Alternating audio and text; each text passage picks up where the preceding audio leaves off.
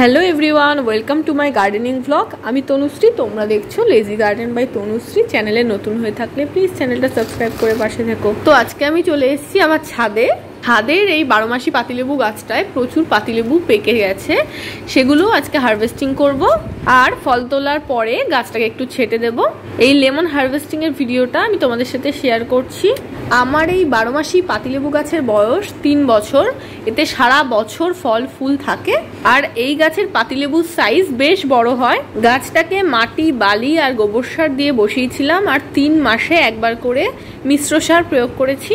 তাতেই এত সুন্দর ফলন আমি পাচ্ছি। লেবু গাছে খুব একটা যত্ন লাগে না, শুধু মাটিটা যাতে বেশি ভেজা না হয়ে যায় সেদিকে খেয়াল রাখতে হবে। লেবু গাছের অতিরিক্ত ডালপালা বেরোলে সেই ডালগুলোকে হার্ড প্রুনিং করে দিতে হবে, যাতে পরবর্তীতে প্রচুর ফুল আসে। আর সব ফুল থেকে কিন্তু লেবুর ফল দাঁড়াবে না। ফলের গুটি যাতে না ঝরে তার জন্য তোমরা মিরাকুলাম স্প্রে করতে পারো, তবে আমার গাছে আমি কোনো রকম স্প্রে করা ছাড়াই এত ভালো ফলন পেয়েছি। মিলিবাগের জন্য দিয়েছি একতারা।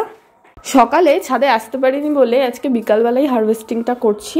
কেমন লাগলো অবশ্যই জানিও। ভালো লাগলে like, share, comment and subscribe করে দিও। Thanks for watching.